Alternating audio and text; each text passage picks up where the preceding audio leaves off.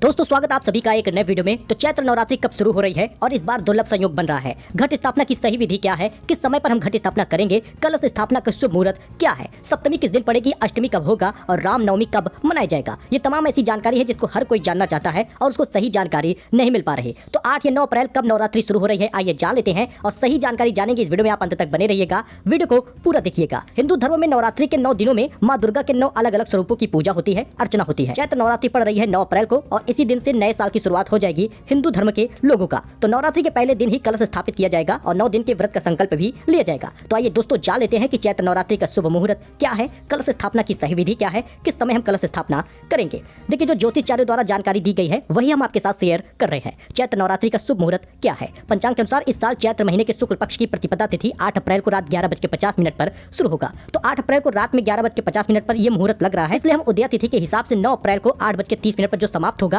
उस समय ही चैत्र नवरात्रि मनाएंगे। और इसी दिन हम लोगों को पहला व्रत रखना होगा, माँ के कलश की स्थापना करनी होगी। तो दोस्तों शुभ योग जान लीजिए। पंचांग के अनुसार इस साल अमृत सिद्धि योग बन रहा है, सर्वार्थ सिद्धि योग भी बन रहा है, कई शुभ संयोग भी बन रहे हैं। लेकिन इससे एक दिन पहले ही ग्रहण लग रहा है, यानी अगर 9 अप्रैल को आप चैत्र नवरात्रि की कलश स्थापना करने जा रहे हैं और पहले दिन का व्रत रखने जा रहे हैं तो ठीक उसके एक दिन पहले ही ग्रहण लगा रहेगा और रात तक रहेगा। इसी कारण से कलश स्थापित करने से पहले पूरे घर को साफ सुथरा रख लीजिएगा और गंगा जल का छिड़काव कर दीजिएगा। और आइए जान लेते हैं कि कलश स्थापना का शुभ मुहूर्त क्या है जब हम कलश की स्थापना करेंगे, क्योंकि शुभ मुहूर्त में ही कलश की स्थापना करनी चाहिए। तो दोस्तों चैत्र महीने के शुक्ल पक्ष की प्रतिपदा तिथि को सुबह 6:11 से लेकर सुबह 10:23 तक कलश स्थापना का शुभ मुहूर्त रहेगा। 6 बजे से लेकर 10:30 बजे तक, यानी 4-4.5 घंटे का समय आपके पास है जब आप कलश की स्थापना कर पाएंगे। माता रानी को स्थापित करिएगा। देखिए चैत्र नवरात्रि के पहले दिन सुबह आप जल्दी उठिएगा, स्नान आदि करके साफ वस्त्र धारण कर लीजिएगा। इसके बाद घर के मंदिर में साफ सफाई करिए, मंदिर को फूलों से सजाइए। घट स्थापना के लिए एक मिट्टी के कलश पानी भरकर रख लीजिएगा। कलश में सिक्का, सुपारी, आम के पत्ते जरूर डालिएगा। इसके बाद एक लाल कपड़ा बिछाकर उस पर चावल का ढेर बनाइएगा। अब चावल के ढेर पर कलश को स्थापित करिएगा, कलश पर कलावा बांध दीजिएगा।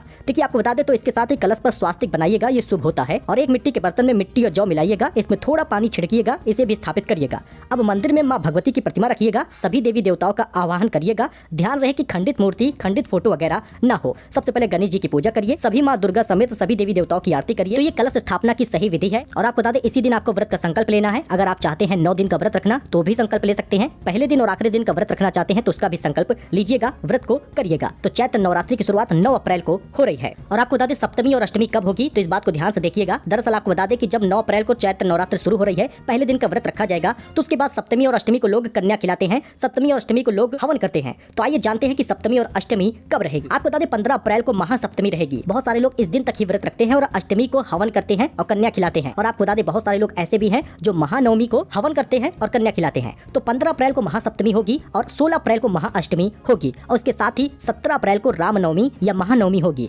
रामनवमी चैत्र नवरात्रि में पड़ती है, यही कारण है कि 17 अप्रैल को रामनवमी रहेगा और इस दिन अखंड कीर्तन होगा। तो एक अपडेट था, एक जानकारी थी। आई होप कि आपको ये पसंद आया होगा। चैत्र नवरात्रि की आपको खूब सारी बधाई। घट स्थापना का मुहूर्त मैंने बता दिया है, उसी समय आप घट की स्थापना करिएगा। मिलते हैं नए अपडेट में, फिलहाल के लिए इतना ही। जय माता दी।